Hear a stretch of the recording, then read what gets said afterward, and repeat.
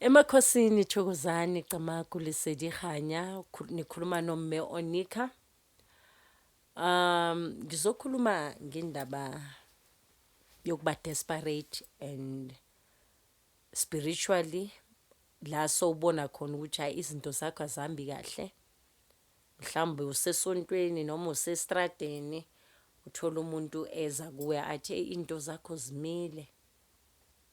Noma nawe uyazibonela ukuthi ayi yazi into zami zimile.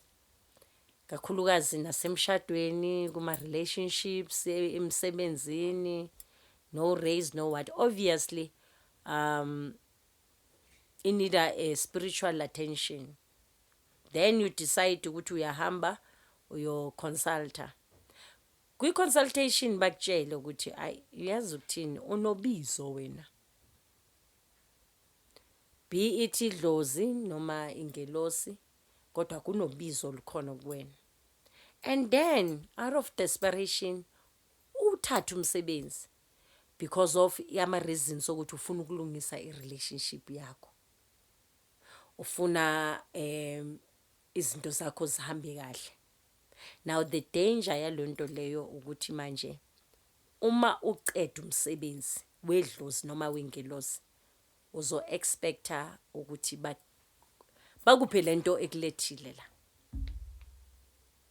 You know lendlela yabantu abathi ngikhathele ilempilo engiphilayo.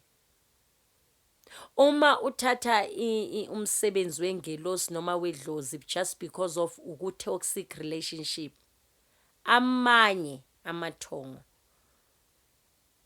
ithi maso baphakamisile uthathile umsebenzi wabo bathini bayikhipha ipartner yakho. Partner yakho ikhishwe ngoba lendlela iyasefa.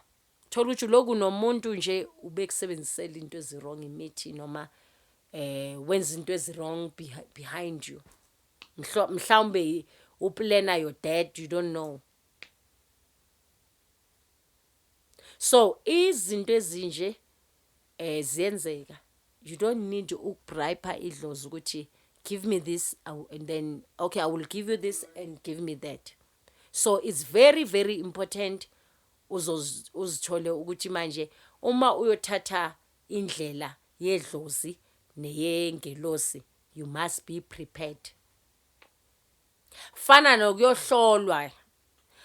Many of you kunalendlela leyo ukuthi manje hey ngiphuphe amakaka namhlanje. Ugijima hey akekho umuntu enimaziyo. It doesn't work like that. Uma ubuthakathi bukhona empilweni yakho ama accident into ezimbi you must know one thing ukuthi kukhona okungekho right wena namadlozi akho kukhona la kumosheke khona. Because ibona abavikayo in most cases. Ibona abavikayo that is why uphuphile ukuthi yes ngiphupha amakaka clearly kunesichitho esikhona. So knowledge iyona abantu abangenayo. Whereby namhlanje uhlanganisa iphehlo lela buya kulo ukuthi alimkhiphelanga isilwane noma alizange limncede ngokuthi lilungise umshado walo. No, it's not all about that. And you quick to forget ukuthi kwayona le relationship nguwena ozenzele yona, not amathongo. Ngoba anendlela yayo I relationship enzo amathongo from scratch. It's one ongeke uzuyingene ngeke akunamuntu ozoyingena phakathi including nabo side chick never. Kodwa ke ozenzele yona that's why uzozithola ukuthi ulwa nabantu abaningi.